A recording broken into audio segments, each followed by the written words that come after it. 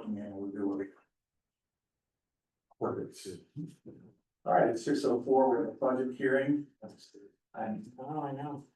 we can all stand up for a pledge of allegiance first. I pledge allegiance to the flag of the United States of America and to the republic for which it stands, one nation, under God, indivisible, with liberty and justice for all. I'm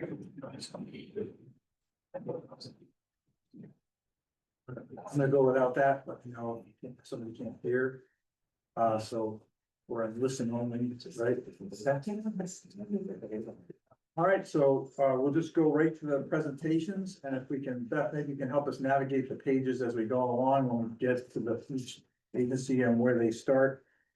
So we'll start with fire because he's senior department head, so he gets to go first, right? Okay, so fire department revenue will be on page. General fund revenues, I believe it's on page 3, yes, 3410 section. So just everybody that's new or has to do that, so, if you look at the object numbers, those were, you know, the 3410s will be the overall, and the object numbers are the 40, we'll read those numbers off, like the 41,289 is the first of his, right? So Correct. just top middle of the page, everybody following there? The fire starts at 41,289 on page The 3 of section, the 5. org is 3410 is fire department, 3 of 5. 3 of 5. Got it? 3 of 5. And then follow down under object, which is the third column in. It's 3 of 5, and then object is 41,289. You good? Yeah. Yep. Everybody's following from the same one we have, right? All right. Chief, you. As we look at the revenue side of the fire department, obviously. Not as extensive as other departments here, but this is what we have estimated again. Looking at our proposed and what was proposed to the finance and into the mayor's side of it. Our MBA recoveries, that is motor vehicle accidents where we can invoice a little bit for services, anywhere from cleanup to full extrication to patient care. So there's some avenues there for us to generate a little bit of revenue for that. Our hazmat recoveries, as you know, in the past, we've been successful with this, but it's hard to predict any of it, right? So we try to keep that as moderated as we can, but the hazmat recoveries, we can bill separately for that. And we have seen good return on that. And then some CPR stuff that we do, we try to do some outreach stuff, and when we can invoice for our services for that, that gives us that. So again, I think the final proposal you have there's 15,000 in total, is that correct, Beth? Or are we at 26. 26. 26. Okay, so optimistically, that's our revenue line, but again, it's the fire department, and that's probably where we're at, So so. just to follow along, there's 47,000, the revenues, you see there's a difference there, but if you look, there's a federal grant that was put in there. Up on the bottom right-hand side, towards the bottom of those revenues that offset that, so that's why it was such a difference between that. Correct. How much was the grant? I think this grant that was put in, about this 47,000, that was specific maybe to Hose. fire hose. Right. Fire hose, and then you'll see one later for other equipment. The windows, I think was. That had been a previous year. That was previous Yeah. year, so you get these all mixed up, but so rather than do that, those revenues came in and then they go right back out. So it's a in and out kind of program, but not budgeted for in the future. Some of the budget doesn't. Okay. Any questions on the revenue for the chief side? Basically, then we'll go to the code revenues. Is that what we want to do next, chief? That's fine. That's the next section. So section, if you look under the org, it's 3620. Starts right, Starts at the bottom right. right below the fire department. So start with $5,000 administrative fees. Oh, okay. So basically in synopsis of the revenue side of the code office, we have, over the last couple of years, have seen an increase in our revenue lines there, specifically due to better accountability, better invoicing, better tracking. And actually getting out and doing more of the complaint work and following up on it. So we've seen a significant increase in that. We've also placed for this, this year, estimations of a potential change in our fee schedule, which will increase things a bit. So when we look at the whole picture, we're optimistic about some of the fee schedule changes that will probably generate additional revenue for our code work as we do it. So they're all spelled out there. I don't need to speak to each one of those, but we're estimating the best we can to what we should have, but I have a 282,500, is that correct? 383,500 because we added the additional. Okay. Yes. So, so again, we've looking at that fee schedule. We're hoping that'll increase that and bring that revenue line farther up to help offset some of the other things, so.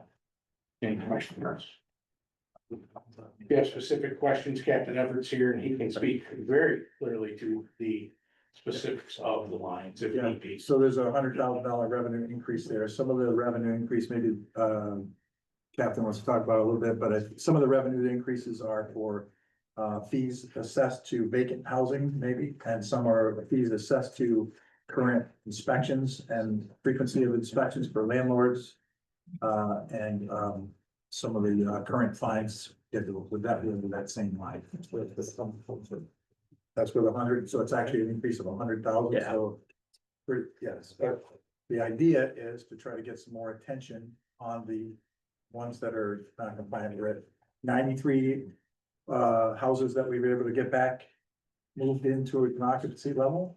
And I think getting the attention of some of them, we tried this process, I probably should talk about it, but then we've had some success with some raising their assessment. They want $1 million for this property, they raise their assessment. Now all of a sudden they want to sell it and moving along, so. Okay.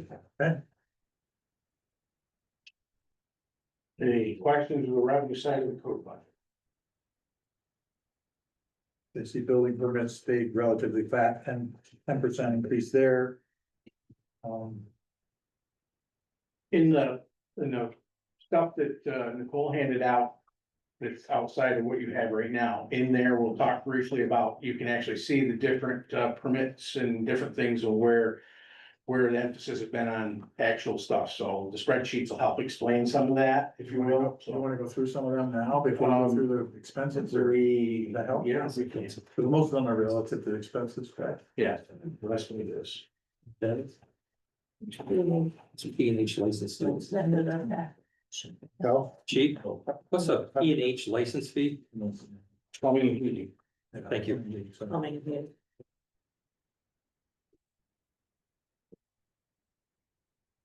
So starting here. Gas and appliances.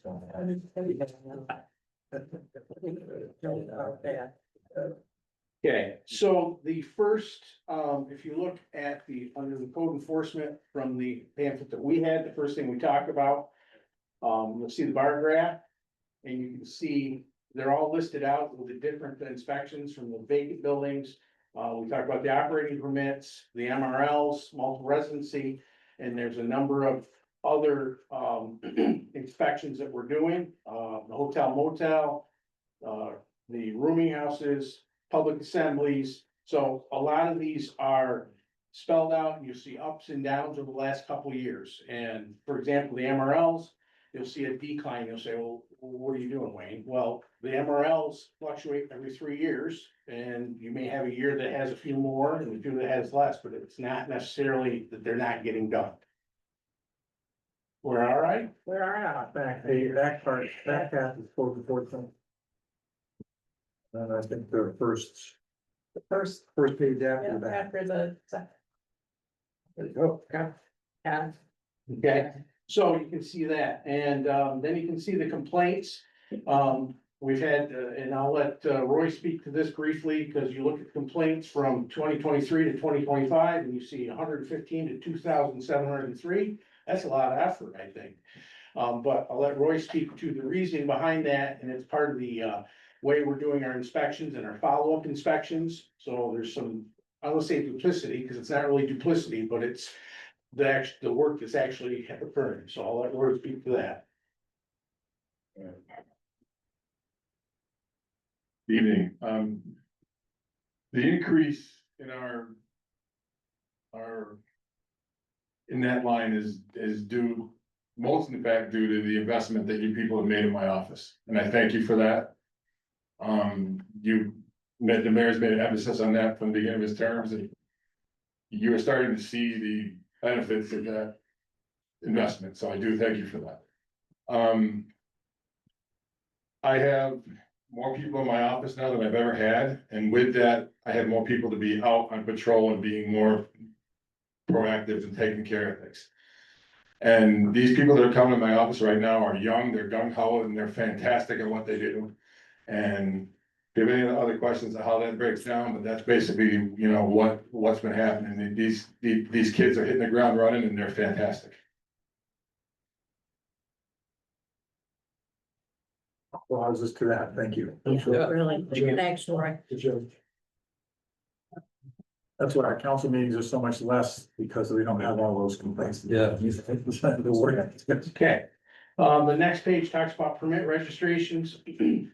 That's pretty self-explanatory, and again, you can see some increases since we really started following up on our different permitting, the rental permitting, other aspects that we've really tightened up since 2023 when we started to do more of the code and follow up. So you can see the different levels there, and that's more informational for you than anything else.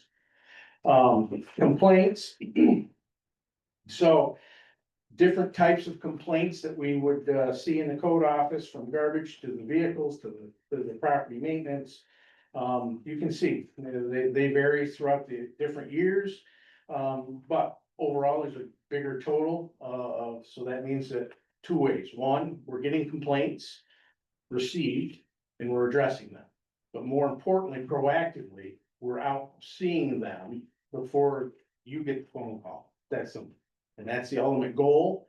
And we're seeing more and more of that. So hopefully that's one of the benefits to this. So we're being more proactive.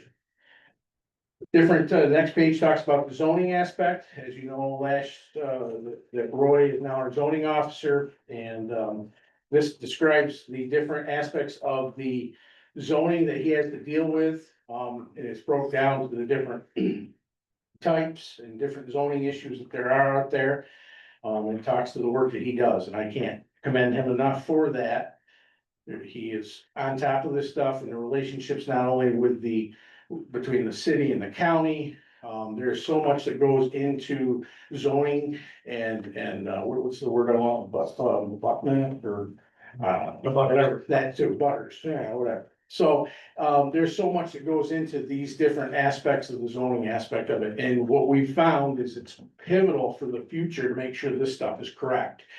When it's not, and it slips through the cracks, which we have also found, it presents havoc for us moving forward and following up and making sure all the zoning is correct when you start dealing with properties and where things are at. And if it's not done right, it's not good. So again, that explains some of the specifics to that. And if we have questions, we can talk about that as well. So that sums up the stuff with the code office.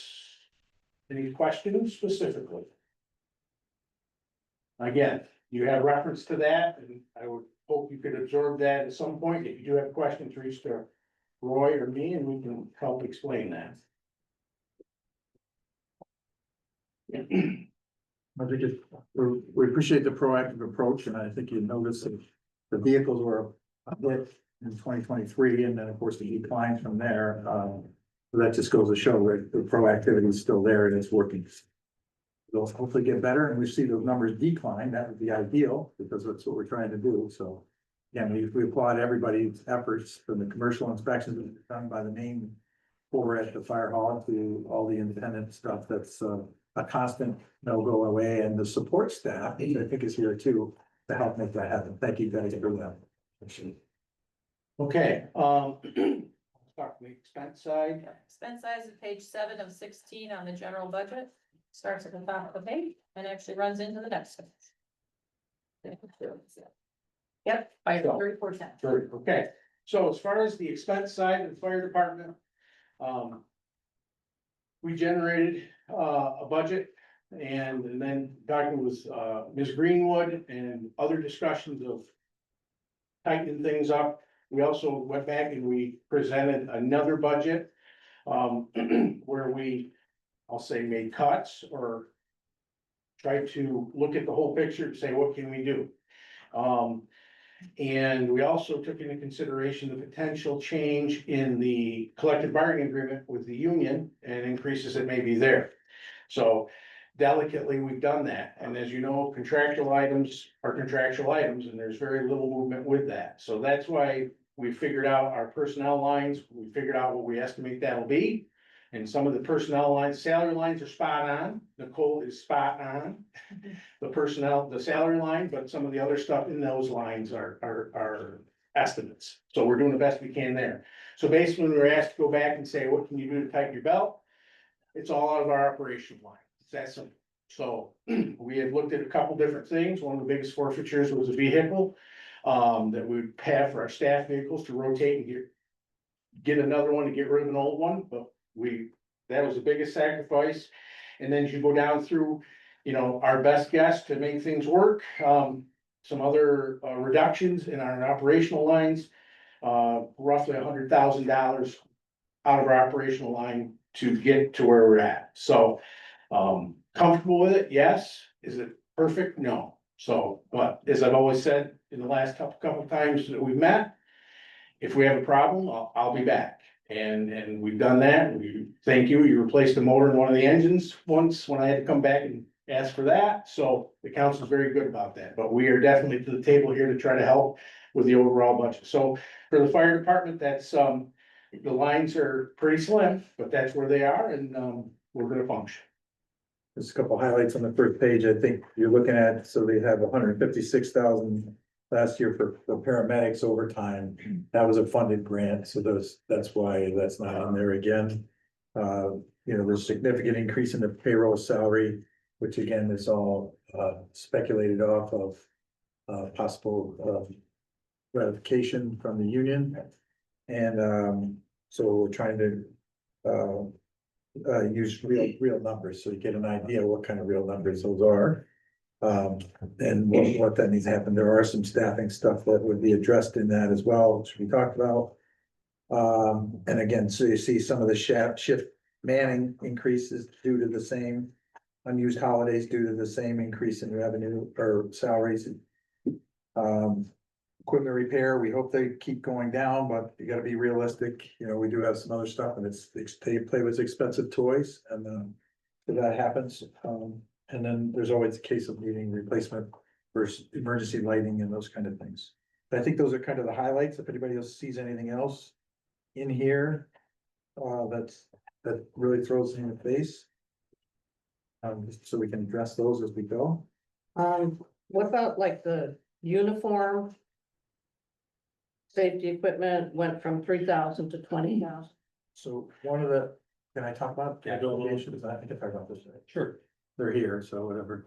So some of the thought processes is rather than doing stipends for uniform allowances, there would be allocations put out and that cost would not be allocated. So it ends up being a better cost savings than just providing them with, I don't even want that number is, do you remember, Randall?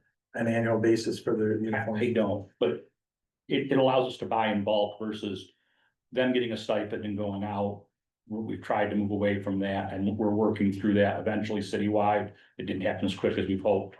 But it will allow us to say, we know we're gonna buy 60 shirts this year. Let's go buy 60 at once and get a good price versus 30 firefighters going out and buying 2 at a time. So creating a commissary, and some years they won't need it, some years they need a lot. So a new hire would be a lot of investment, but then a couple of 3 years, right, some of it. Based on everything. Tools and equipment, that's enough. I see, was it quite a bit, 23, Yeah, went down, went up, 35 is a good. It's line 501. it's 12,000 less than it was last year. last year that was associated with the hose. Yeah, so if you look at that, match that revenue Okay. for the hose grant, exactly, so it's actually better. Cause now, he knew he didn't have to replace those hoses, but he's got other stuff. that I had to replace. Okay, so, Then the hose grant cover was that line exclusively Okay. last year. Yeah, So we had to put something back in there because we for go last. Yeah. okay, so 35 is a good number then. will be fine. Okay. Yep. So. There's, again, no other questions with the fire side of it. No, that makes sense. Pretty Everything straightforward. else is FICA, I think is the only other big change, everything else is the same. Yeah. Nice. And then codes is page 9 of 16, so what the page is. And again, in the code office, the code personnel lines. Because everybody over there is part of the firefighters union, contract plays part there, and the CBA will play the same part, so that's why you'll see an increase in the salary lines. With an estimate of what potentially will be happening with their contract, so that is I'll say it, untouchable, but that's where it's at, so we've done our best to estimate on some of that. Again, the operational lines is where we tried to cut, because that's all we can do. The first thing out is that 63,000 for a vehicle. And then the rest of it is small, but it's still a little bit of stuff that's on the operational lines that we think we can absorb and make work. But again, trying to get to that, help out where we can. So it's 67,000 that we've reduced our operational lines alone in the code office stuff. So personnel is gonna stay the same. We're reducing the operation line. We're trying to get revenues up. So that's where we're at. So, and something that's, the chief's alluded to a number of times, and I wanna really make this obvious to the council. We went through these portions of the budget multiple times. We had them done, and then when we started getting a lot further along with the contract negotiations, we went, oh, there's gonna need to be some considerable change to this, and we literally went back and basically started over again. So I really wanna make sure that the council understands how much time and effort that chief and deputy chief and Nicole especially have spent sitting with me and rerunning numbers to make this all work. Like, they put a lot of time and effort into this, and when we saw what our personnel costs were looking like based on the contract. And I said, I'm really sorry, I really need you to sharpen your pencils, and how can we make this all balance out and work? They did, and they really spent a lot of time and thought on this, and I can't emphasize enough how much I appreciate that. So thank you. Okay. Any questions with the expenses on the code department? If not, the rest of the packet that I gave you, outside of what Ms. Green gave you as far as the budget stuff. We put together our usual packet of information, and I'm not gonna go through everything, but it talks about our call volume. It talks about the total calls we've had and the percentages and where they are. Congratulations, Alderman Michaels, you won again. And Ward 8 is our busiest place, and Ms. Lane, I don't know, but you're doing great fire prevention, thank you. Always aim to please. And so, you know, we make graphs and we talk about it. A couple of highlights that I do need to touch on though, if you go to like, page 4, I believe, of the graphs, you'll see simultaneous calls. What that means is what we're seeing a lot more of, where it used to be, we'd have one call, you take care of it, and you may get another call, you take care of it. We are seeing more and more simultaneous calls where one call, and the further even out the door, the second call's coming in. And we're going 3 deep and 4 deep. And that we're seeing a lot more of. Our deployment models allow us to handle that the best we can. It thins things out, and I do worry about that. So when we're 3 calls in and that structure fire comes in, and I've only got 2 people, it is of concern. That's the way it is. But we look at the risk, we look at everything we need to do and the probabilities, and we're covering them. But we're seeing a lot more of that, so it's one of the things that are there. You look at our different call types, 53, almost 54% of our calls are EMS related in some way. Lift assist, chest pains, somebody bleeding, whatever it is, EMS, that's what it is. All the rest of it is a combination of a number of different things, not just fire, but we do so much more. Carbon monoxide alarms, trees down, wires, flooding, whatever else there is.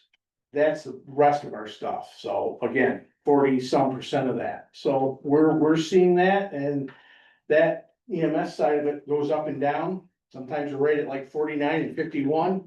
It's unusual. Some departments are running 70% EMS calls, so we're not there. But boy, we keep moving around that 50, 55%. So it's what it is, and that's what we do. Yes. What is good intent?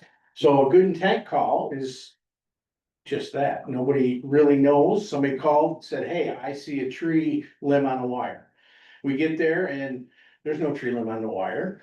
Well, it was a good intent call. They thought they saw it. They thought they saw, something. So, and it falls into a lot of other things that we would put into that category, but that's an example. Cat up a tree, Well, if the that's a good. but then the intent cat call. comes Then the down. cat comes down. So there you are. That's So- a yes call. So, again, yeah, if you have any questions with the specifics of that, please reach to myself, the other chiefs, and we can help explain it. Go ahead. What are the drivers of the increase in simultaneous calls? Sit. What's the driver in the increase in simultaneous calls? I can answer that. Okay. Poor scheduling. Yeah, if we could schedule emergencies, I could do a lot better for you. Or something. But, it's just an increase in call volume for us. I don't think it's one particular thing. Obviously, the EMS side of it's a little bit more, and that's, you'll have one EMS call, you have a second EMS call. But then in the middle of it, we'll throw in a fire alarm. So it's not one thing that seems to be doing it, it's just the overall increase entirely with our calls, call volume. Brings a good question. That's a good question to bring up, but do we have a total call of our EMS that's, that 1,473, but what does that compare to in previous years? Like, I'd have to pull out past year's packet to really. I'm That's the sorry. first grab, that's the first grab. Oh, of course it does. I should have known that Paul had that. Well, hit shoot on top of that quick. So as you look at the first graph, which talks about all our calls, and quickly look at year 2025, and you say, oh, you're down. Well, that is current, okay? By the end of the year, we will be up at that 3,200, 3,300 calls. There's no doubt. You can look across, and if you look at the red or orange block, you can see that over time, we've gone up and down for different reasons, but it's right around that 1,600 calls. So it fluctuates, not astronomical either way, but you can see that it kind of maintains that right now. But I would project, I would say, with this closed out when, last month. These numbers. The numbers 1023. So then project out, we're gonna be higher, right? Yeah. On EMS calls first. Yep. So, All right, thank you for that. Yeah. Next. That's a comment, chief. yeah, Since I've been involved with you. I think the average person in this city has no idea how many calls you go on thinking it's only a fire call. Your EMS calls, I was amazed at how often you are out. And I don't think the average people know how busy you are. and there's definitely an increase from 20 years ago. Yeah. I mean, and it's constant. I mean, and there's no particular time of day. I mean, unfortunately, the middle of the night, Yeah. I'll look at the text the next morning and they had 5 calls in the middle of the night, which I can remember times when there was nothing midnight. Yeah. Days. But it's just constantly going, and it's a big machine. Yep. So I also included some information about structure fires, we have 15 structure fires. And one of the more important aspects of that is if you look at our building fires and actual ones that were coded correctly in our structure fires. We always look at loss, right? How much did we lose? What's the property value lost? And it's there, it says $112,000. That's an estimate, of course. But if you look at the total property value of over $2.4 million, we try to look at it that way. We try to look at it in a positive light, like, hey, we saved over $2 million worth of property. So we take great pride in that. And that's why we have a quick response, we have staff, and that's why it works so well. And we do so well with that. So just some information that we have there. I'm gonna turn it over to Chief Reynolds very quickly so he can talk about the outreach stuff. We also have some information in the packet on that, but I'll let him speak to that because that's his forte. And probably one of the more exciting parts of the department. So go ahead, Chief. Thank you. Again, as Chief mentioned, the community risk reduction, fire prevention and public relations is a big part of what I do behind the scenes at the firehouse. We're ecstatic to reach out to the community and do these things, through some initiatives and challenges from the mayor's office and you as the council. We've come up with some creative things. Matt Edwards, one of our firefighters, has taken over the CPR stuff. This year, we've logged, over 25 classes and issuing over 250 cards. As the chief mentioned, you'll see a revenue side there for that. We offer 2 different programs to try to be of a benefit for businesses if they're willing to come and sit and understand that, hey, the bells will ring. We might have to run out, but if you give us 10 minutes, we can actually give you the CPR at the cost of the cards versus charging you $50, $60 a student to have somebody come on off duty and teach you. So we've seen a lot of success with that. We get members from all across the community here in the city of Cortland as well as other ones. I think this year we had the New York State DEC reach out, and we did a big class for them. St. Mary's School has a class coming at the end of this month for all the teachers and stuff like that. So that's been a big success. As you're well aware, smoke detector campaign that we have, last year we installed over 200 smoke detectors. Just recently, we received permission to go out and buy another 100 smoke detectors. And those are all getting marked and put on apparatus to go out into the community when there's a need. Last year, we actually had a great save, a success story. We had a furnace fire over in the first ward, I believe it was, and it was one of the detectors that our members installed that actually alerted the owner to the fire. We got there rapidly, found a small fire in the basement, extinguished it. Smoke damage to the first and second floor, but other than that, the house is standing, was reoccupied within 2 days after Serpro got there and did it. So that's one of our best initiatives, I feel. The other one is the food bank delivery that we partnered with CNY Food Bank Central New York. Every month, our staff goes up and we deliver food to the 13 Leon. There's 100 single bedroom apartments there. It's designed to house our elderly population, 62 and older, or those with disabilities. And to date, this year is about $60,000 worth of nutrition we were actually putting in that building. I'm not sure if you are all familiar with that area, but the closest store is the Food Bag, our Quick Fill gas station, and then the Dollar Tree up there at the dollar store. So there's really not a place for substance. So since we started this initiative, we've seen a nutritional call line go down at 13 Leon. So it's helped the community quite a bit. First Responder Camp's an amazing program. This year, we broke a record with over 300 participants. It speaks for itself. As far as the public relations side, again, we do a lot of community demos, park visits, school visits, those things. The fire prevention trailer went out over a dozen times this year. It's primarily staffed by our volunteer staff. They take great pride in it. They go out and do an amazing job. I was all pumped, we worked with DPW. We're gonna store it tomorrow. I had big plans, clean out the armory. 4:30 tonight, the Dryden Fire Department called and said, hey, we really need your trailer tomorrow. We got a pub ed thing at the school and we totally forgot. So I'm gonna call Mr. Weiss tomorrow and eat some crow and the trailer's on its way to Dryden right now. So despite our best efforts, it just doesn't seem to work out.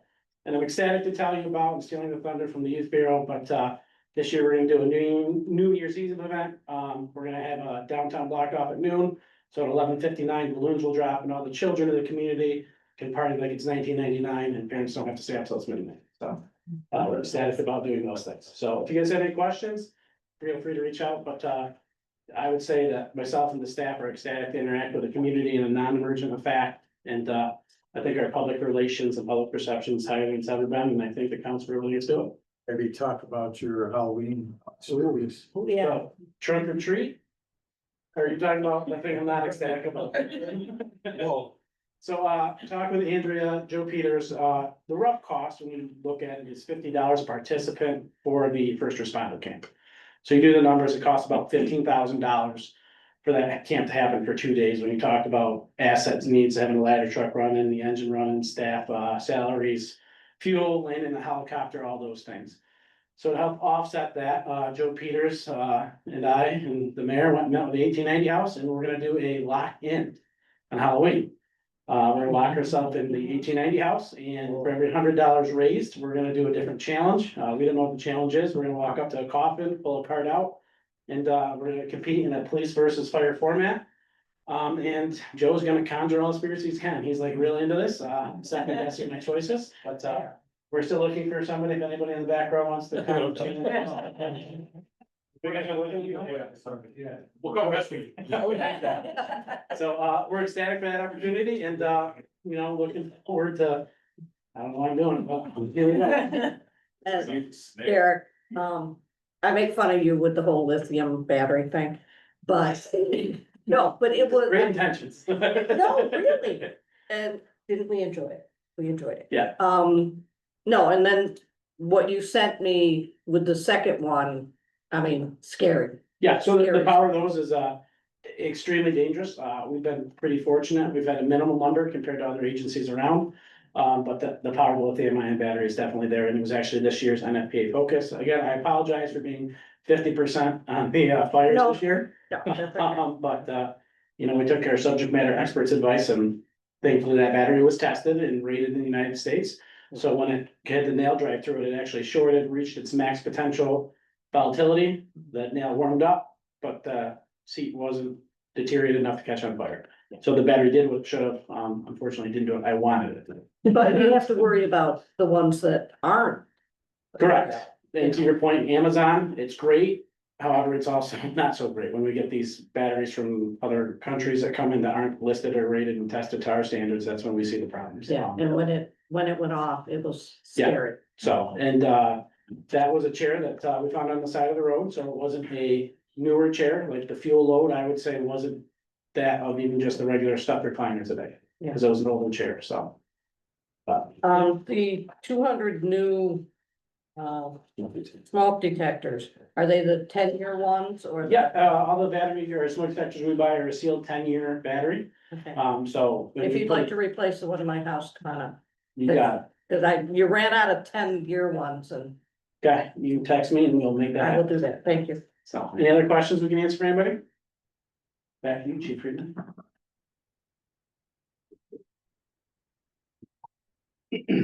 Okay, and again, I wrote up a brief executive summary that you all can read at your leisure. A couple things I want to touch on very quickly, because I know you got a busy night. When we look at our grant funding, obviously, we have been successful with that over many years. Apparatus, equipment, SCBA, hose, gear. We couldn't do what we do without some of the FEMA grants, and that has helped us maintain our level of service, which helps keep everything safe, and that's good, and it's helps take some of the pressure off the constituent taxpayer. So we try to do that. We spend a lot of time doing that. But you can see in this, we talked about one of the biggest things we have now is the most recent CDBG grant for $1 million for the partial acquisition of the ladder truck. I mean, that in itself is huge. I mean, it's not easy for you to come here and say, hey, I need $1.7 million for a fire truck. But now when we have grants that help us do that, it definitely helps our system, and our apparatus is in good shape. There's a system, there's a cycle, we're taking care of stuff, and this is part of it. So, and a lot of other donations, they're all listed there. Couple other items real quick, we're Strive with our training group works diligently to get everybody the training they need. Mandatory training, and also training that may not be mandatory, but is of great benefit to the organization. A lot of the goals that I've had in professional development is getting our people trained in national certifications, an officer, instructor, and different aspects of that, because that just shows what our organization is. And it's important to me. It's one of my things that I've had for quite a long time, and I've seen that, and there's some people sitting right here right now that have been through classes and national certification testing. They didn't like it, but they all were very successful. So we take great pride in that. So I talked about standards, ISO. Currently, in the last 5 years, we moved from an ISO class 3 to an ISO class 2. That was quite a leap for us, and a lot of effort went into that, and that was started under Chief Glover. We've maintained that, we've maintained the revaluation. We are all the things that you do for us. and we plan out and we work through with apparatus and training and documentation. Not only us, but water department, 911 center, all play a part in that ISO rating. Our goal is next year to raise that to the highest level it can be, ISO class 1. That is huge. It's huge for me, it's huge for the community, it affects insurance rates.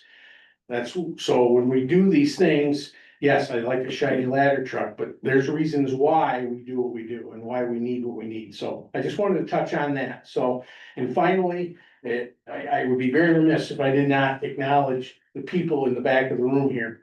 From our volunteer staff to the career staff that's on duty, off-duty people, your union representation is here.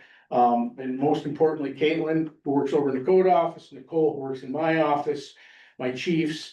It is truly I'll say a family, but truly the whole group comes together to make things better for the community.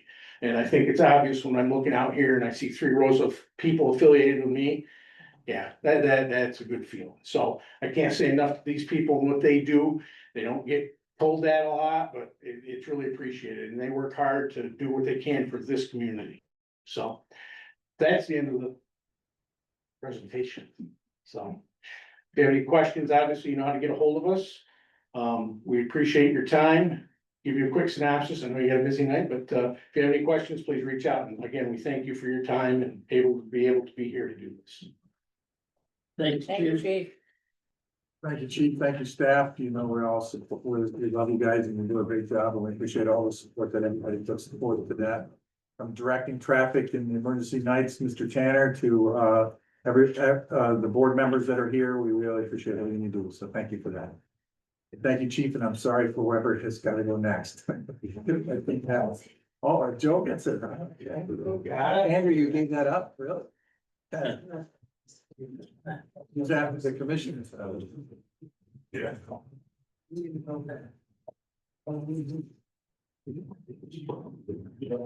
sure you don't want a copy? It's just a little visual there to kind of put a picture to the word. Graph. Little graphs. Thank you.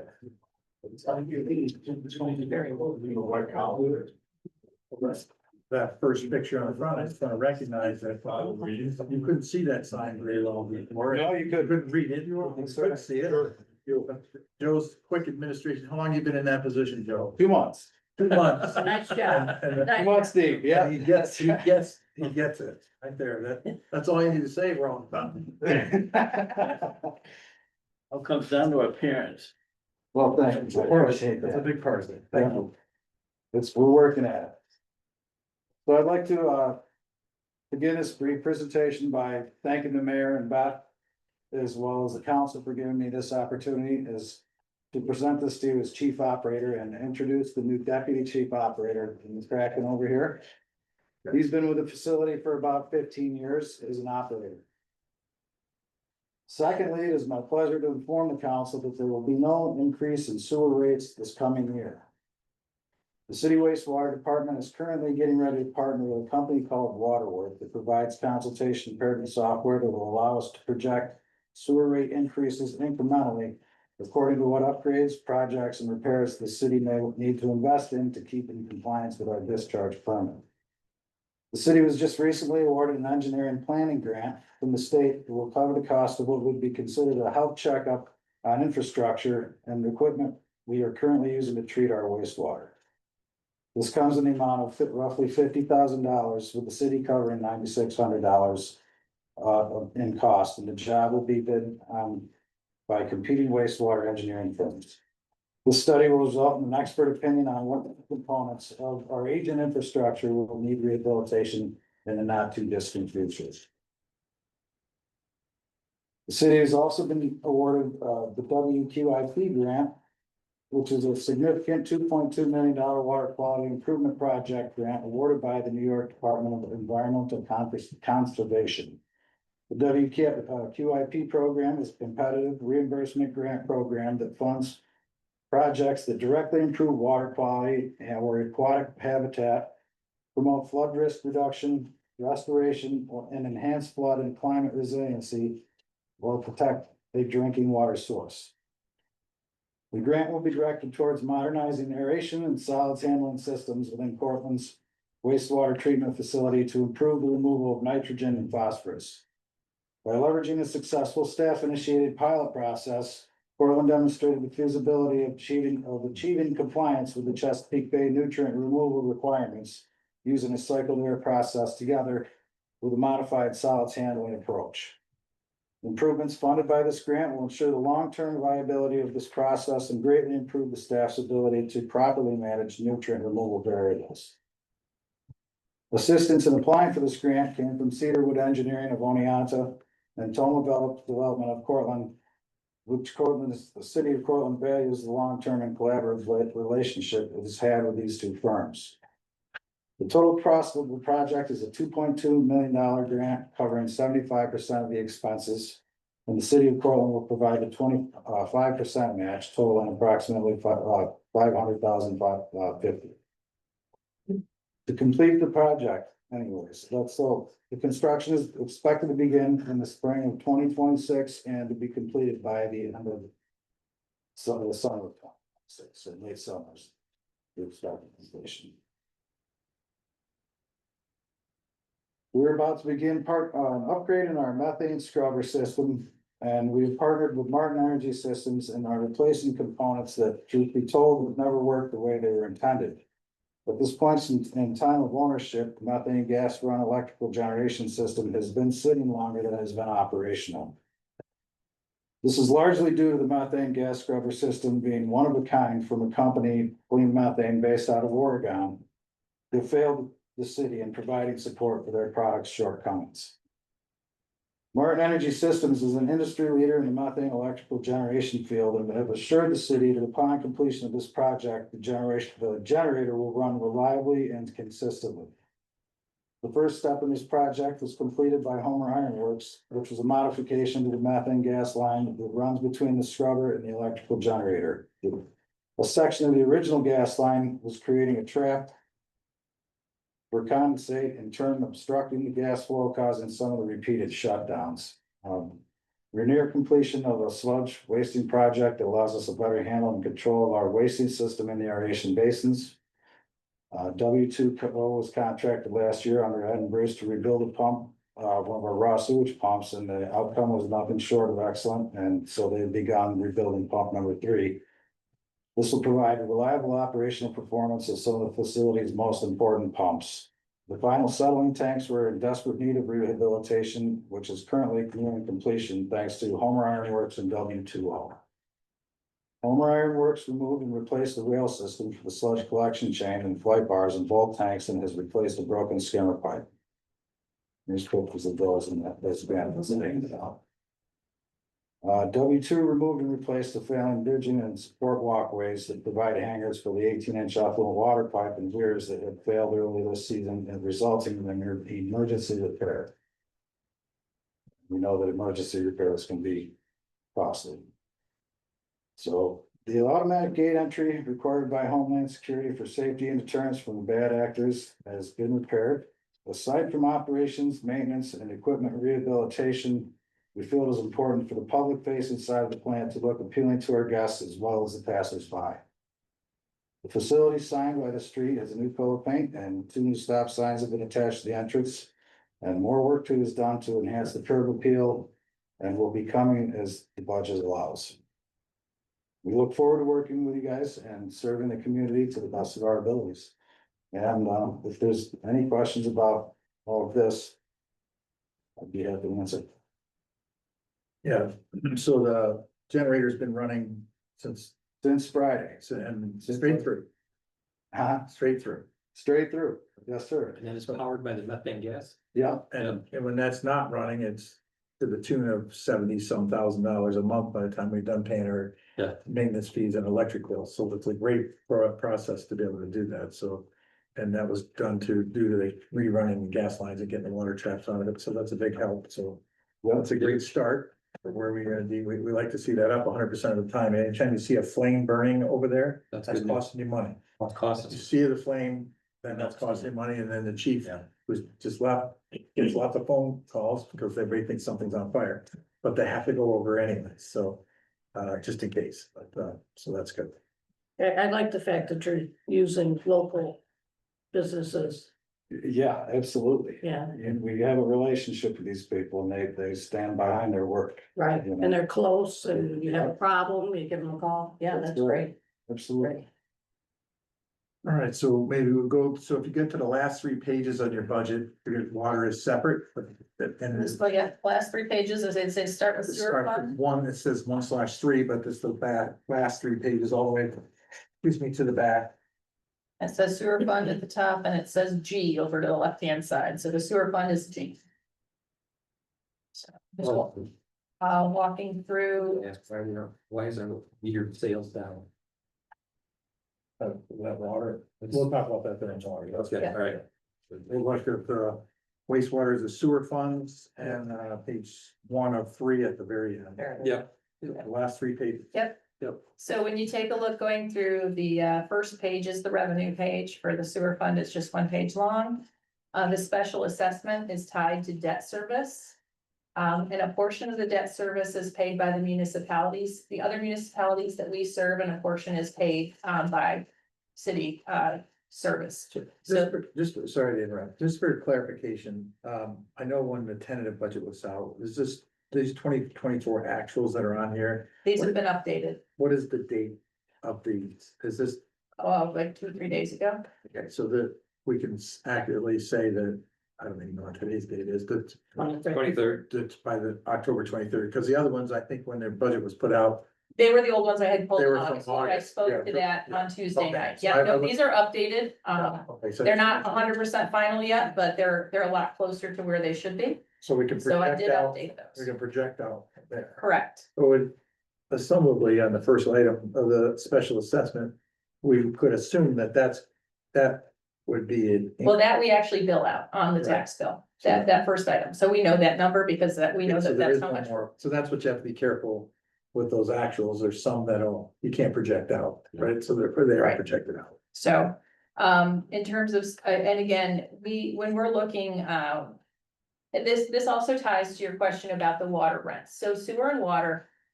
One of the reasons that the water and sewer, we've been working to use this new rate projection, software. It's called Waterworth. It's a Canadian company.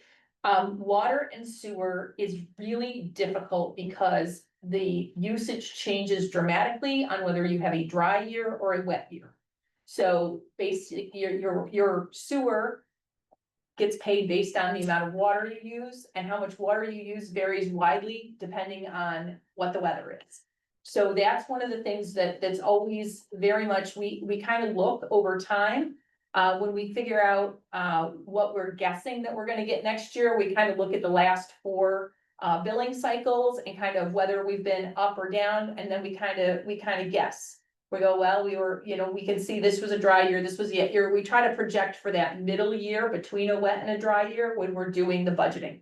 So this is imprecise. And the software that we're looking to use is better. It can take a lot more variables into it than what I can do in my personal calculus when I'm doing this. But this is our best guess. So when you're looking at these revenues, and you're comparing them to previous actuals and projected for this year, there's a certain amount of variance, and that's normal. So when you go down a ways, the sewer rents from the various, from Homer, McGraw, Portlandville, we have a contract. So I use the contract. There are spreadsheets that were built by Bruce, that I've worked with, and with the contracts in front of me to make sure that I take the last several billing cycles with that and what we're seeing in terms of usage and what that contract says. How much of that is based off of debt service, how much of that is based off our operational budget. And I put it through that calculator, and that's how I come to these numbers. So it's a good guess, but it's very much a guess based on what we've seen in terms of usage over the past 4 cycles. Which again, they lag, right? So it's always a moving target. So this is, when you see that those numbers kind of fluctuate up and down, that's why. We are like farmers, we are very weather dependent when we're working on these things, and we do our best with that, but it's. Some years we're lucky and some years we're not, so, and that's kind of how we end up with these. The actual for the rents for things like the Cortlandville yogurt, the Chobani Way, the Ultra Dairy, I based those on what we've seen year to date so far this year and the trend that we had seen previously to those. I would expect to see those go up. Yeah, and I pushed those up a little bit. Just to talk, a little clarification on the 2025, some of them were budgeted 110,000, but because we had these downfalls, we couldn't receive as much as we. Correct. budgeted. Right, so some of those, that's why I backed off a little bit this year because I wasn't sure. Again, I start working on this budget several months ago, so some of the things that have now been fixed that increase our capacity and ability weren't yet. So some of these numbers may be a little overly conservative. So we'll have to have some more conversations about that as we see how these repairs are working at the plant, and if I need to adjust those up a little bit, I will. And that's why we do this as an iterative process. So that kind of speaks to the revenues on that side of the budget. Any questions on the revenues? Yeah. I guess you factor in some kind of an error change or something when you project these numbers. I guess I'm not understanding what you're asking. I'm in a max, you say you try to find the middle, So I try to look across a number of years, so you only see back to 23 actual on here, I actually look at 10 years in the past for actuals. As I'm looking at this as it goes across and kind of look at the fluctuations and the trends. So I'm kind of looking at that with and 10 years ago, obviously costs were very different, right? So we'd expect a general increase in certain costs. And then based on what we're seeing for needs, and knowing which repairs are falling under, grants coming up.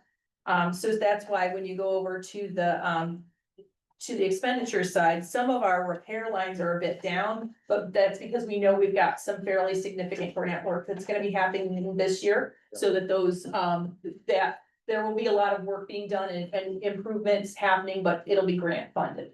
So that's kind of another piece of that we're taking into consideration as we've been having kind of conversations about what do they think they're gonna need to do over the next year at the plant. And then we start trying to figure out how much that's gonna cost. And well, if we know that we've got this huge aeration plan or a repair going on at the plant, probably not gonna be doing a lot of other additional things, just other than outside of the operational repairs. Yeah. So, But Yeah. it's like Chobani, these are all newer contracts, so we're all speculating at those times, and yeah, as we created business, I think we would have been on target had we not gone down. Yeah. Equipment went down, so be conservative and catch that next year. Yeah.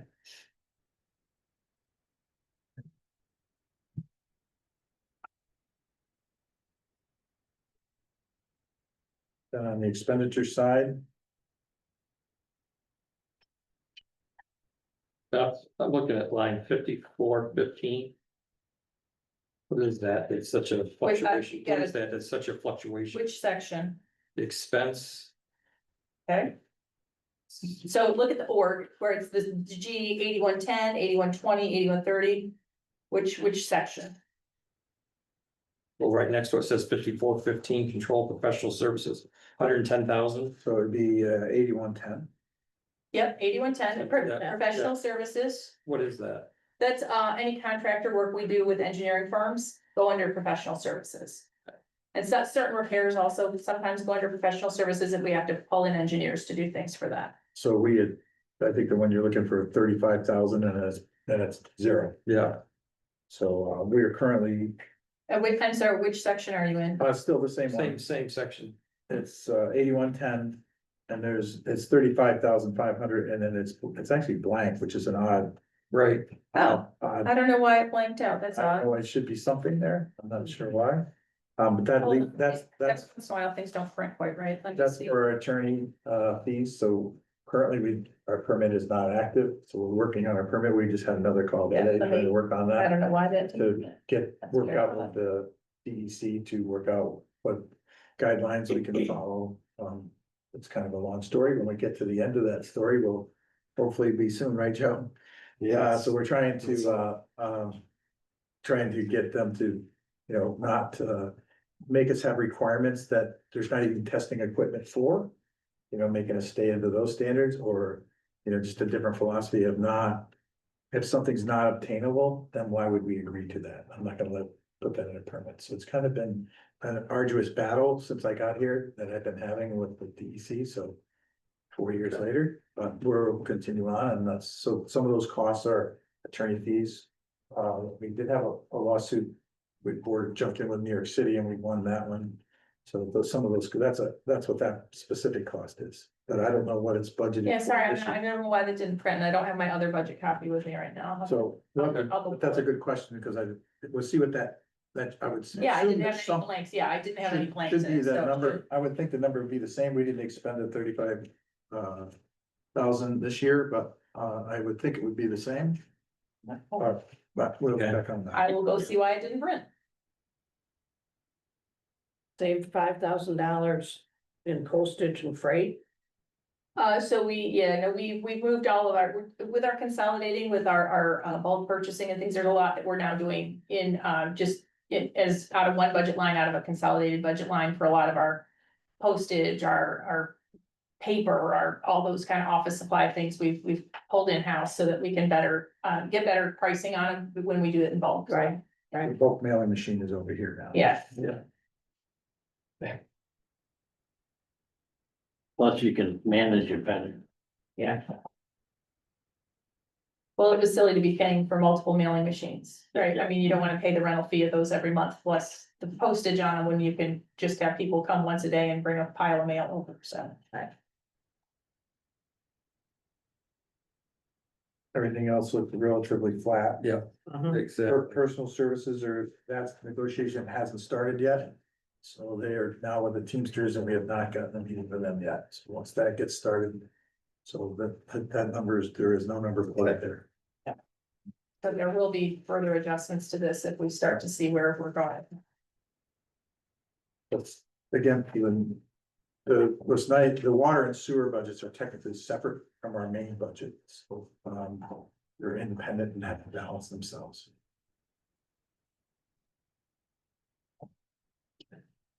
Thank you. Thank you very much. Yeah, Thank you. thank you. Anytime any of you would like to stop down and tour the plant, I'd be happy to. Still wouldn't understand anything to do. Whether Bruce is saying it or you're saying it. Water and sewage. Yeah, no, I just trust that you know what you're doing and I thank you for it. Thank you very much. Water's on the left, pool's on the right. There you go. That's it. And this runs downhill. That- Yeah. Two things on the hill, there's not one's full. Right. Take one pass for now.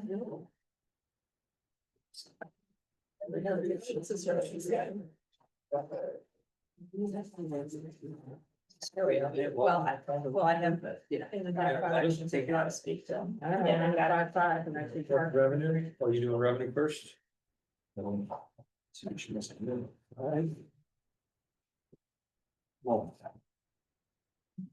Yeah, so I have a handout that's coming around.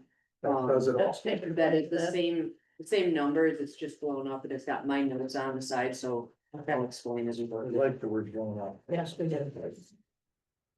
Thank you. We do. I knew you I don't needed need a it little that way. bit. Well, I could repeat what I Yeah. said to you earlier. It is not. Find somebody. It's not worse. All right, so on the original packet that you received for the revenue, it's not on that handout that I just handed out. But we are projected for 323,932 for next year. That includes program registrations, facility reservations, so our park buildings, our pavilions, a portion of the county gym, and then funds from OCFS, which we received for the rec center and for athletic programs. So this year we received about $8,000 for lacrosse, Babe Ruth baseball, the purchase of 4 AEDs, and then about 22,000 for the rec center. There's also some grant money from there, and then hopefully some more grant money with the New York Bricks and the New York Swim. We'll find out in December. Are there any questions on any of the revenue? What does the, revenue? Revenues are kind of sprinkled throughout the budget. So Yeah, it's is that what- okay, So is her, because I know it's come up, the question of, my favorite budget line, Your celebrations. celebrations, Yes. that comes under yours. It does. So one of the questions is why celebrations went up, that much, for the number of occupancy tax goes into that celebration. Those celebrations is not a newly created, budget line, it's always been a budget line, it continues to be a budget line, but because we have those, revenues coming in from the sales, that pays for the flags. If, you know, where we, improve or maintain our, our weed beds or signage, all those kind of, items that, Yeah, like park benches, trash bins on Main Street, all those kinds of things, those all get paid out of the celebrations line. So basically anything that is, you know, just beautification in general of the city, goes out of that celebrations line. And that's what our occupancy tax, we're taking a portion of that and directing it directly into that, because that's the whole point of occupancy tax, right? When people are Yeah. staying here, you want to make it a nicer place for them to stay and want to visit. So that's what that goes into. so if you want to do fireworks or do any kind of those kind of programming, Correct. process, that's why it's in there. So there's more to that and. Currently, all of our special events come out of that celebrations line, so trunk or treat, the tree lighting. The menorah lighting. Yeah, the Easter egg hunt, Everything. fire camp, you know, all those community events come out of that line already. So not just office parties by the mayor or something. That's right. In fact, But you can ask any departments that they are not allowed to have parties unless they all. And I do have a contribute. Christmas party every year and I pay for it first. Everybody's. Thank you for clarifying. So even things like the water cooler that's in the little kitchenette, we all throw money into a jar and Kathy manages it for us and we buy our own water. Anything that we want for specifically for employees of the city, we all pay for out of our own pockets. And anything that's open to the public in general, that comes out of that. So that's the differentiation. And we are very meticulous about that, quite frankly. I asked the mayor, well, a couple weeks ago, and I didn't know if you had thought about the music series possibly coming back. Yeah. Have you thought of that in your budget or no? So So, yeah, the summer. Yeah. our summer concert series does go on and the music So I'm series. assuming it's through your department? Yeah, That's not the, okay. no, not the music series, want to make this clear. Oh, The Friday, night. Is that the one you're So talking the about? other one is a music series, they're independent okay. and they have funds, their own. It's a They have their own 207. board. I will see some. 50C3, I was gonna say 207C. Okay. They're their own entity and they have funding and to do that, they are just held back because they were saying because Main Street wasn't done, they were held back. But they promised me this year they're gonna come back. Okay. So that's separate from our That's not- What is Thursday. night. yours? Ours is, summer concerts in the park on Thursday nights. So the courthouse park, We held them at Suggit Park this year with the showmobile okay, because it's large and it doesn't Yep, really yep. fit that well. And then next year, we're gonna move it around so we can go Father Billy's neighborhood. And it was, yeah, We're gonna move it around so they can have it in other areas and hopefully get some food trucks to be there and set up at Yemen and do it then. we had great feedback for the concerts at Suggit. Everybody really liked the location. The neighborhood loved it, so. okay, The series you're talking about was the Friday night series. right, And did you go to that? a lot. I went to all of them. I took pictures every time, oh my God. I have Great fun. time. Yes. And people are just, it's another thing the community just having involved, people, just nice people communicating, it was just a wonderful event, community wise. Yeah. It was a social event. And you know, just going downtown, CBC might have had something Yep, going yeah, on, or something at the park, it was like, if you were downtown, you walked around, you had fun. Yeah. It was just a wonderful Friday, And the way Main Street is now, it's beautiful. it's ready to go, that's why I'm dying to see it come back. Yep, so Sparky Anderson, is that his name? Sparky? Case. Yeah, Sparky. so Sparky Case, he's gonna organize. Over 5 years. There's money there, yeah. Yeah. Thank you. Yes. So I think it's probably just easiest to start at the top and work our way through. That's your chart now? That, yes, that. The first number kind of got cut off, but it's a 7 all the way down. So our 70-10 line is all rec administration. Anything coming out of the youth bureau office, salaries for Heather and I. Any operating equipment that we need in the office. As Ms. Greenwood mentioned, the office supplies is moved to a citywide supply line now. And, travel, education and training. Next year, the national Recreation and Park Association conferences in Philadelphia. It's usually out west every year and it's pretty local in 2026, so we're hoping to attend that. Going down to our 7110, it's our parks line. So here is pretty much all of our maintenance, park repairs, updates. Comes out of this, our summer help, our park patrol is that part-time line, that 510301. We have fuel that comes out of here, vehicle repairs, they have some contractual uniform that they receive, and that's in there as well. And then you'll see the grayed out line is the town of Cortlandville funds. We have a shared services agreement with them. And Heather and the mayor just attended that earlier today. We requested $80,900. So this matches a revenue line. Yes. So that's why she's got it noted there, so that if we know that if that revenue line disappears, then this expenditure line disappears because they're linked. Yep. So. You sense something positive out of tonight's? I was not there. That's why we went to make the point, they're talking about cuts, I think their supervisor cut his salary, and even at that meeting when we were at tonight, when Heather and I was there.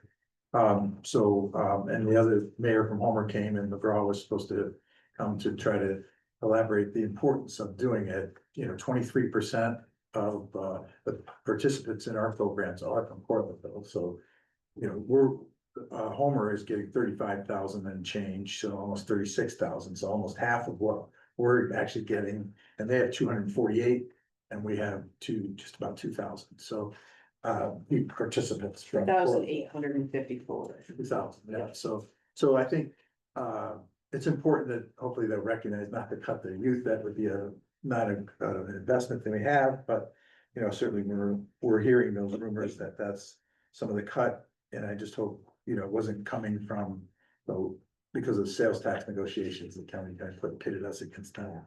But we're just hoping they recognize to do that we do use that, utilize that for, chlorine purchase. I mean, it just really helps because they utilize our pool and again, all these events that we're just talking about, that Derek was just talking about from, trunk or treat. I mean, they're all benefiting. Yeah, and the number we have is just for registered programs. There's no way for us to count Yeah, how many kids show up at Yeaman Park throughout, yeah, it's crazy. Well, just trunk or treat alone, I mean, we're expecting over 3,000 people. We don't know how many are from the town of Cortland. And We we can't. we do it for the whole county. Yeah. We don't really alienate anybody from anything. We would hate to have to do that, but if that was the case, then we would want to make our point. And then we don't want to do that. So let's hope for the best. Any questions on that 7110 section? The next section is 7140, and here we're gonna make some changes that I'll talk about. This is our playground and recreation line. So this is our programming line. Our recreation supervisors come out of this line. Our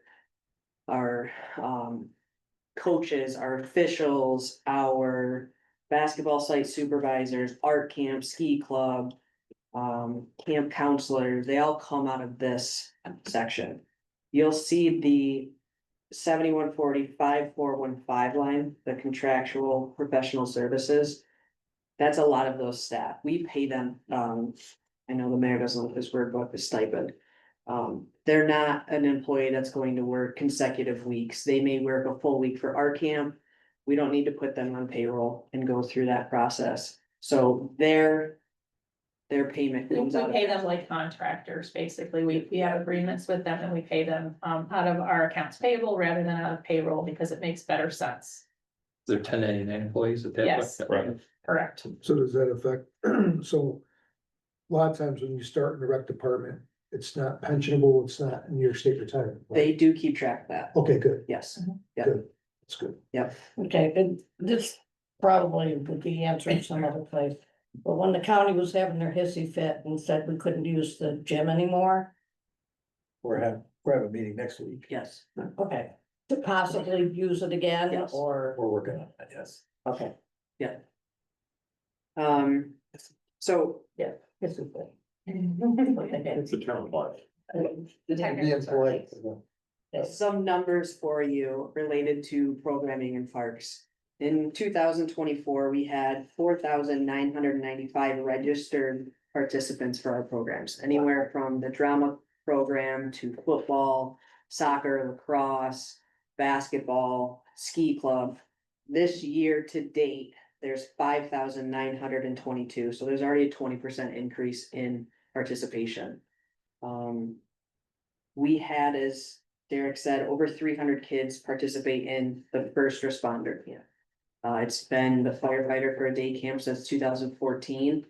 And the police department has wanted to join in on the fun, so we had, is it called Air One? Their helicopter land in the park one day, LifeNet landed. They did a drone station, we had the canines there, and then they did an evidence collection station, and the kids really liked that, it was really interesting. So, The ladder. did you go up in the bucket? No, but I did. You went up, I yeah. gotta say, it showed up my kid, my grand, Oh, yeah. That's great. I took pictures for next year. Yeah. I had no idea about this camp. It was so much fun. Yeah, it's our Kids were favorite. having a ball. Yeah. We gotta publicize this. It We're fills full. up. It fills. We had, Yeah. I had so much fun. My Yeah. grandkid, no, yeah, I think Well, we're gonna charge him next year. you get a bill for the pictures.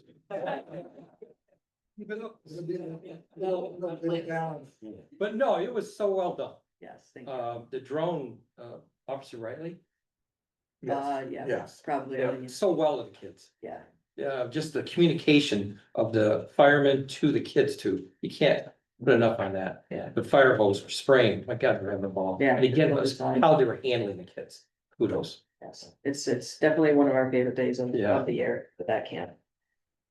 Our summer drama program, the participation doubled to over 45 kids this year. So next year, we actually plan to do 2 shows. Pre-COVID, we did have one, we had a junior or an elementary level and then a high school level. And it's been combined, and it's not.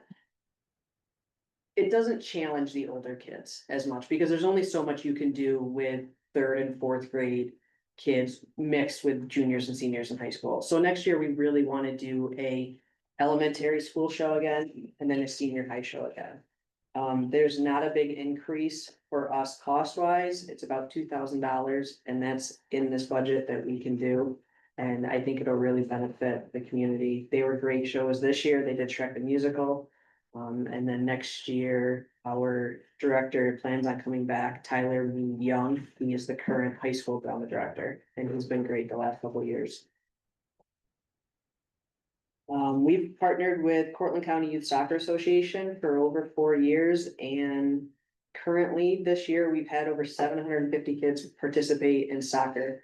There's a summer session, and then we're about to start our indoor session November 8th. So that's kids pre-K 4, so 4 years old through 6th grade. I can't imagine what 4-year-olds playing soccer looks like, other than. It's bad. Yeah. Kids. It's not worth checking. Yeah. And They're cute, they're cute. Better than baseball. Is this going against the Ross CYC League, Um, or do you think you're getting different? we have kids countywide. You do, okay. Yep, we've got kids from Dryden to Tully to Groton, McGraw, Marathon, Cincy, Willett, the city of Cortland, Homer, Cortlandville, Virgil. I mean, they're from all over the And how country. many participants you had this year? Outside, Over 750. No, that's got, outside the county. got big quick. Yeah. Mhm, Okay, yes. good job. Yep.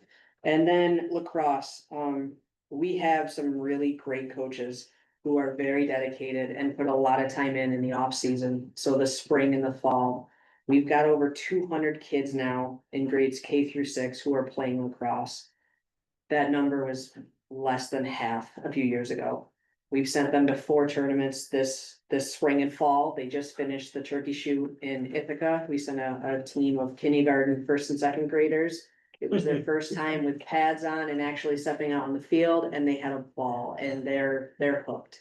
So they're looking forward to next season, but that program has that's grown a lot, and we're able to send kids to these tournaments with the Jerry Walsh Trust Fund that we have. He was he was actually a local rec supervisor back, I believe, the seventies. And loved lacrosse, worked with Fran Tokar, and then he, had cancer and he passed away. His family created this trust fund to help grow the game of lacrosse and keep it going in Cortland. So without them, we wouldn't be able to send those kids to the tournaments. We appreciate it. We're actively trying to feed our youth programs, youth sports programs at the high school level. Cause they're at such a low. Oh, they are. Yeah, huge low numbers, so, so trying to get people more outdoor and. And we've got some really good varsity coaches now who participate in our youth programming. They come to the practices, they come to the games, they have clinics with their varsity players and our youth athletes, and it's a great time for them. Whatever happened to the box lacrosse over at, Randall? I'm waiting on funding for that and, Okay. and grant. That's still, yeah, It's those still guys part of our- are very active and they're trying to. Yeah, it's still part of our master plan. Yeah. Cause I mean, I know the high school the football team had to forfeit a couple of times, cause they didn't have enough. Just so you know, Increase. Yeah. you guy that does all the schools. Yeah. Everywhere. It's not Yes, just, everywhere. don't make Cortland look bad. Nobody's, No, but most JV teams are non-existent in most schools. Yeah, it's a super They're modified. gone. girls field hockey, I went up, cause Homer was playing Cortland, and that's all they have is the varsity team, and they had 2 kids on the bench. And, I mean, with no feeder program, Sorry, that's it why is, taking the effort to do it. Yeah. yeah. So one of the changes that we would like to see next year is the creation of a youth bureau summer camp. We've had a drop-in program at Suggit and Beaudry Park for decades, and attendance has really started to dwindle. Kids are just not going to the park to play and hang out anymore. So we want to create a summer camp. It'll be registered, we'll have, permitting through the Department of Health. Janice Meyer is on our youth bureau board. She ran the camp for decades and she wants to get on board with us and help us. So for the first 2 years, she's going to teach us the ropes. And Heather and one of our rec supervisors are gonna shadow her. They're going to learn the ins and outs of summer camp and how it works. And eventually, when Janice is ready to have a summer off, we'll take over. We're gonna start slow with a 4-week camp at Suggit Park and the rec center as our campsites. They'll participate in all of our special events. They'll swim at the pool, the splash pad. We'll have special event Fridays. And there's a lot of details that we're still working out with the Department of Health as in terms of the permitting and stuff like that, but that's what we're aiming for next year. I think parents are in need of camps. Do you remember this when you were a kid growing up with my daughter? Yeah. It was, that was the easiest babysitting. in the world. We lived there, yeah. Yeah, Yep, okay, Yep. so you're bringing it back, good for you. yeah. Yep. Parents get this, it's the easiest, drop your kids off, they're just having a ball. Yep, so that is what we are planning on for next year. With that, for the rec supervisor, who will be the camp director, we've proposed a $3,000 increase to take on those duties. It's a lot for a summer camp. Next year we'll start with 4 weeks, and then the following year we'll do a full 8-week camp. We're looking for full, 8 to 5 with early drop off and late pickup. And up to 20 kids per site, so 40 kids will be able to hold. Great. A lot of kids. Yes, yep. We have lunch bunch at each facility. The rec center has a full kitchen. We'll do cooking classes. We'll have chefs come in and, make a special dish. I think so. Glad you're bringing that back. Yeah, I'm excited. Yep. Yeah.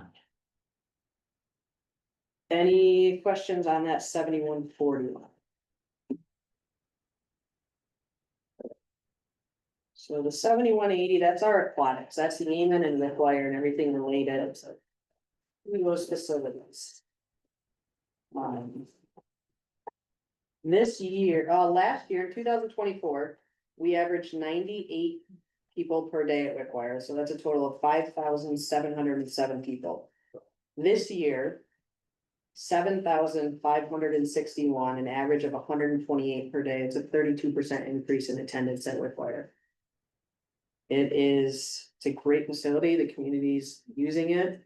Those ID cards they've made a great impact on that facility. It's a hot summer too. It was, Yeah. yeah. Eamon Beach had 5,076 visits. That's up about 400 visits from last year. So How many per day there, you think? for Yemen, Yeah, I did not do the per day.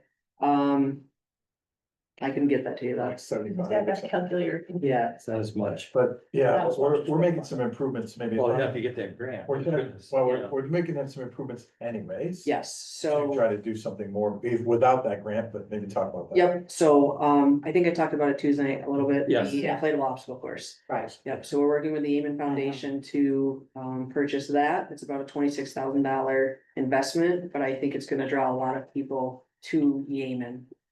To utilize that. Everybody will be required to wear a life jacket. They'll have an additional lifeguard out on the water, monitoring that area. And then we'll have additional lifeguards on the shore as well. So there is, an increase to the lifeguard salary line.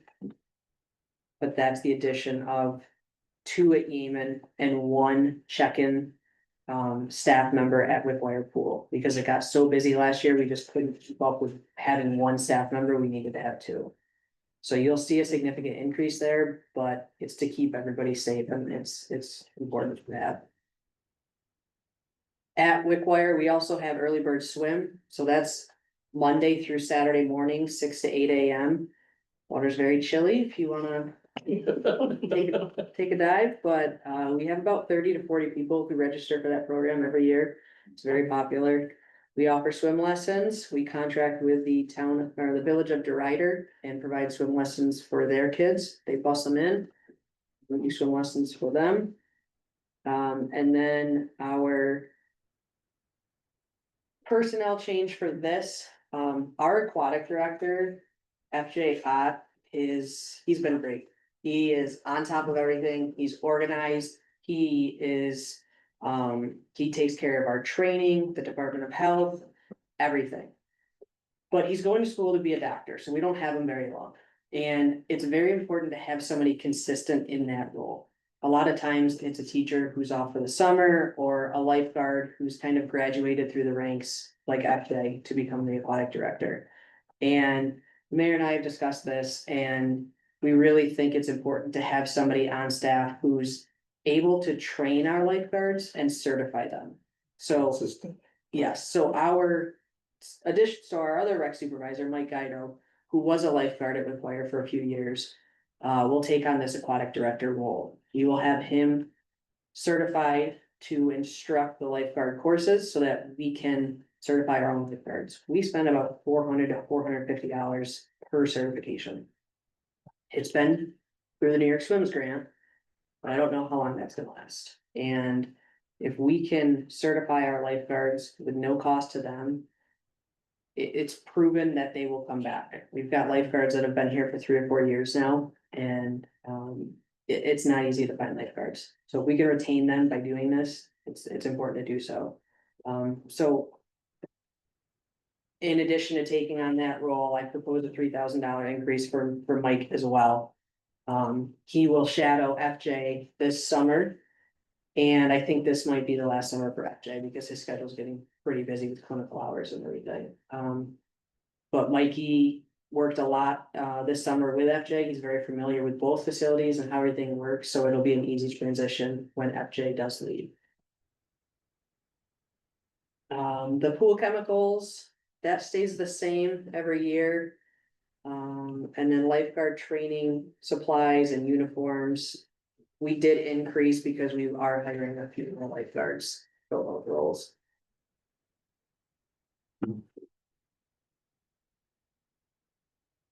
Any questions on those? And then, Didn't we adjust the budget last year for the lifeguard? because of the New York Swim Grant, yeah, we did. Our 7310 is our rec center, and things are pretty consistent with that, no big changes. Our kitchen line. Is $5,500, but we also receive a lot of donations for that to supplement.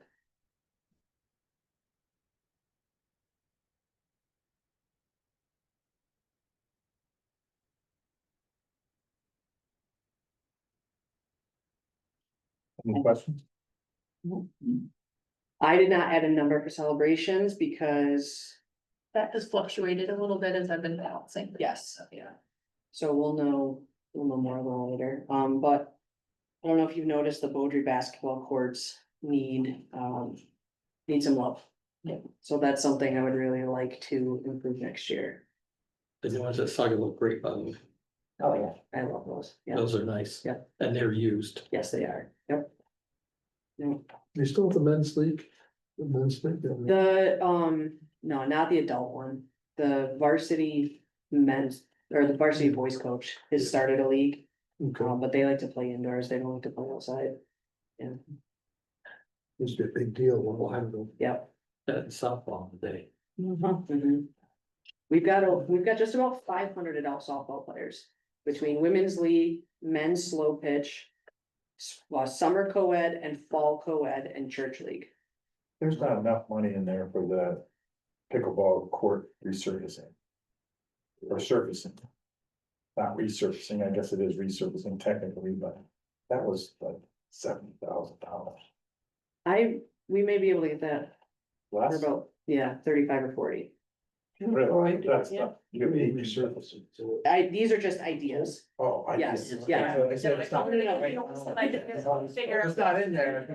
No, it's not in there yet. Alright, so I just don't make this That's clear, part of the wish, Yeah. because if the pickleballers see that in there, they're gonna want that in there. yeah, that's the wish list. And And that's, okay. and Yes. a couple neighbors of mine are crazy pickleballers. And if you resurface, please talk to them before you line it. Yeah, we've talked to a lot of them, it's, yeah, That's all I gotta say. That, enough said. They're, Just- but- they're an independent group, for sure, and they'll, but for what it is, and I was just there last weekend. And there was 4 or 5 courts being used then, oh, it's always busy. so, Yeah. Yeah. whereas it's probably not ideal for really highly competitive. It's a great intro and it's a great, and they still do it, they go there all the time, they just play in the middle courts. I gave an idea, they were complaining how windy it is at times. So the fences are right there, they go, work with the city, I'm sure if you got banners and had them advertising banners and you could put them up. You block the wind and they're like. And pay for the resurfacing. They're like, Yeah. "Yeah," I go, there you go, you'll get some stuff quick. Right, Didn't even, I go, that's $500 a banner, most any place you go, they were like eyeballs like this. no. No lights for the courts? No lights, no lights. We did not receive the grant for the Oh, lights. okay, okay. We're still trying to find funding for that, but that's, We put in again for the parks grant, finish the project, but we're still not giving up. This one. The bathhouse is gonna get done, we're gonna keep picking away Yeah. at what we gotta get done to make it, we still make some good improvements. So far. Yep. Have you been over there to play? Getting there. We're working on it. We're getting it, we're getting All these years, Tanya. I know it. there's a lot of money for soccer field lighting. And I tried to twist it, because there's a soccer field next to it, but it's not going for it. Well, we gotta keep looking for those little niches to see how we We're can. gaining. Yeah, We haven't had a year that we're not, we made improvements over there. yeah. And then, the showmobile did come in this year. We've been utilizing it for summer concert series. We're gonna have it this weekend at Trunk or Treat. So that's been a good addition. It's a beast. And that, it is.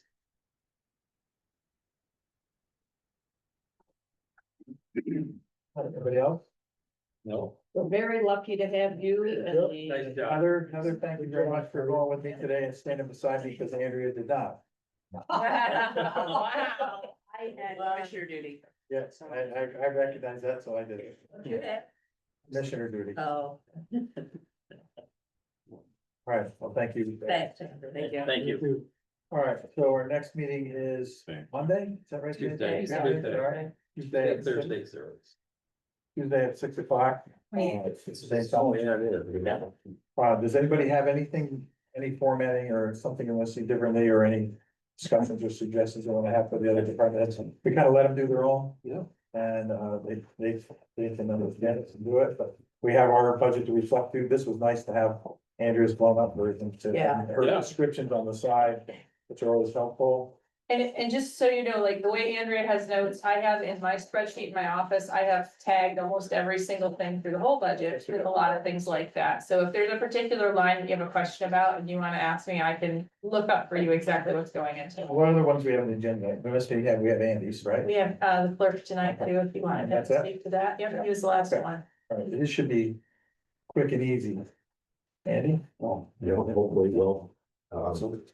Usually the clerk's office kind of goes, under the radar, but, thought it might be helpful to give a little bit of perspective of, you know, the scope of services that the clerk's office provides and, you know, captured here just some of the kind of, central, public facing things that we do at very high volume. It certainly does not speak to all that the clerk's office does. It doesn't speak to agendas and minutes and what notices and bill requests and records management, public information, and accessibility on the website, but speaks to the scope of things that we provide really very directly to the public. And as I was looking at some of the data about what we do, I found some of it pretty striking. Last year in 2004, we created, registered 800 new vital records, birth certificates, death certificates, marriage licenses. Coincidentally, we had 306 death certificates and 306 birth certificates. Did you read that? That is- Died and 306 that is- people were born. I can show you the proof. That's pretty remarkable. That is. Yeah. Did you have to put anyone down to meet the number?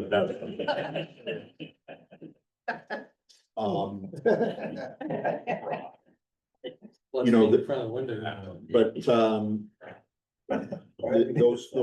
those death certificates, most of those transactions we conduct directly with funeral homes. And for a given death certificate, we might create 10 certified copies for the funeral home, but most of that we do directly with the funeral homes. The birth certificates, those we generate, we create, we send them out to the new parents. The marriage licenses, it's kind of my favorite part of the job. Usually Friday afternoon, you get a line of smiling couples to get their marriage licenses. Last year we did 202 of those. They return that marriage license filled out after the wedding, and then we mail out to them their marriage certificate.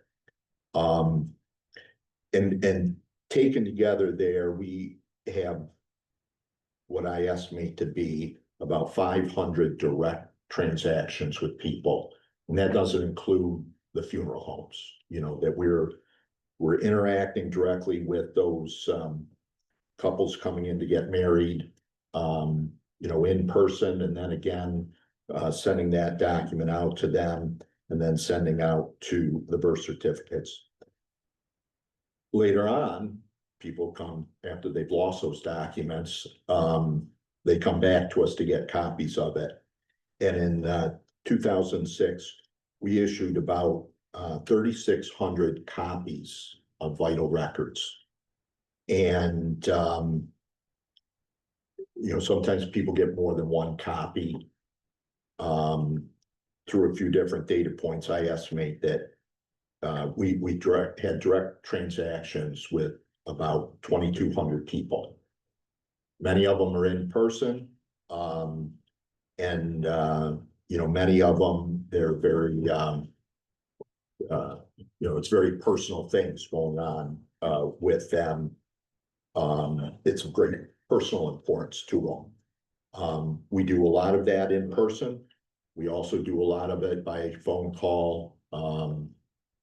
They live in Florida now, they need to get a copy of their birth certificate. I tell them I'll email them the application and, you know, they email it back and we get it in the mail and, but really almost all of those, we have some either in person or on the telephone conversation, direct interaction with them. And that's a great part of the job as well. We issued 383 handicap parking permits, some of those temporary, some of those permanent, new or renewals. But again, really each and every one of them are people walking in to the office to get that. If they're smart enough to call me, and many of them do because they're not sure where they're supposed to go or what they have to do. I ask them if they're gonna have trouble with the stairs. A lot of, well, you know, because they're getting this parking permit, they do, and tell them, well, when you pull up out front, call me, I'll bring it down to you. But you know, again, high volume of interaction with people directly there. Dog licenses, we issued about 800. You know, there's people who have 2 or more dogs, but that's about 600 people. Again, you know, some of it, we get some of that in the mail. I didn't count up how much of it comes back to us in the mail, instead of, you know, people walking in, but again, a high volume of it is people walking in. But you know, I thought it important to give you a little bit of scope about that public facing side of the office. You know, the very essential nature services that we provide and the very personal, you know, how personally important it is, these services we provide to people. I won't go into minutes and agendas and oil and websites and all of that. I think you're familiar with what we do there. But happy to answer any questions. Andy, remember when we increased the dog license fee? And the increase was gonna go to CNY SNAP. And a certain percentage. Right, do we have any idea how much? Yeah, I know, SNAP, I think Tom somebody asked for that probably about this time last year, but I'd have I to just reiterated look that up. a few weeks ago with the mayor.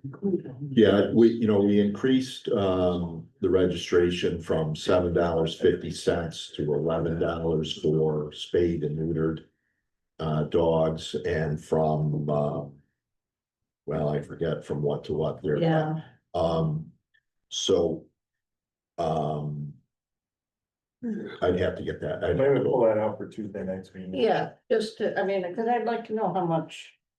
It's not a lot, you know. Well, they can I use think it's something like, anything, I think we agreed upon something like $2 per license. something like that, there was an agreed amount. If they're spayed. And when I checked with SNAP here about a month ago, I made a donation to them and they said they hadn't received any monies from the city in 2026.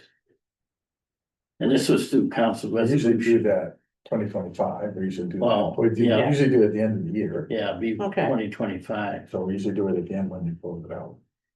Okay, well, those are, when you hear kind of things like that, please, you know, bring it. You don't have to wait to. Well, I was asked to kind of mention it during the budget hearing, just to reiterate and, I remembered as well. Yeah, So real quick on his budget line on the revenue, it would be the 205. In the revenue, it's only for 3 or 5, see, there's just 30, well, that's nothing, let's see here, oh, that's cool. So, RBC's 1410 is his Yes, he's- code. yeah, so 1410, page 205 on the revenues, which is the top part of your thing, and 1410 starts in the middle. So clerk fees, looks like he went down a couple thousand in the proposed, and up with the public town charges, so maybe a shift in where you're receiving them there, maybe? It was just based on what we've seen this year so far. Okay, parking permits look like they're up, you added a bit there, dog licensing look like it's up, and marriage license looks like it's up, and hopefully that'll maintain higher than the death rate. Yeah. Or no, wait, no, that was That's board board. first. Equal to, exactly equal to. So, and then on the expenditure side, any questions on those revenues? The expenditure side looks like it's on page 2 of 16 on the other ones, in that, oh, wait a minute. Get it right? He's 1410. Yeah. So, yeah. So towards the bottom part of it, it starts with 5100 into So you will see, an increase there for, we've been, talking with some, software solution, companies about being able to, improve some of what I've talked about here, but, to be able to put more of our forms, online, create more of a digital city hall. And be able to empower residents, improve the content, and distribution of outgoing communications to the public. But we're very paper heavy dependent. We're very, time intensive on all of these things. And so we're looking at some solutions that can, provide increased, convenience to residents with the business they need to do, with us. Improve, searchability, be able to complete forms and applications on your phone. Instead of having to come down here and fill out a piece of paper. Be able to improve our, public information, FOIL request and things like that. So that's, Is that software we're buying now, or is it being made for us? It's already a canned, program. Well, okay. Yeah, but that's what We the just gotta 53 adapt it. that's the increase. of Right, the 53. so we just gotta adapt it to that program, our forms per se. well, there's a high level of tooling that they Yeah. do. In terms of helping convert forms to Okay. online, there's a personalized aspect to it there. But that's an area that, has not been invested in, at least in the, 4 years that I've been here. We've spent virtually zero on any improvements like that. It was one of the things that was very logical to do, because with the improvements we're making right now and our ability to take online payments, by tying that into the Munis system that we currently use, it would dovetail really nice with him being able to now set up so people could go online. Cause I mean, for so many people, they're working, right, during the day hours and we're open. So when they're home in the evening and they go, oh shoot, I need to, do my dog license or whatever, for them to be able to just go online, fill out the form, capture all of the information, upload their certificate from their dog's shot, and then, get that all filled in. Yep, go ahead and pay right there online. Okay, it all goes right in, and then they can process it and then mail out the license. And it's super convenient for people. Even if we could at a rudimentary level, there's things we could push online, but there's a disconnect there with the payment. And so I think it will improve services. It'll make, things more convenient to the public, easier for them to do, easier to find. Provide us with some analytics to be able to find what are people doing there online. And how can we be more attentive to those things. Thank you. Any other questions for Andy? We make sure packets are put together with everything in totality for the 2 members that weren't here, so we can give it to them next time. Anybody else have any other questions so far on what we have in the process or anything? Thank you, Andy. Yes, thank you. Thank you, Andy. Together. All right, with that, it's 7:53 and we'll adjourn this public meeting till the next one, which is Tuesday at 6 p.m. And you people have to eat cookies, cause look there's nobody here anymore. cookies, Sydney's gonna have one. take some home, Did you there's bags. shut up? Thank you. Before somebody swears. I never swore.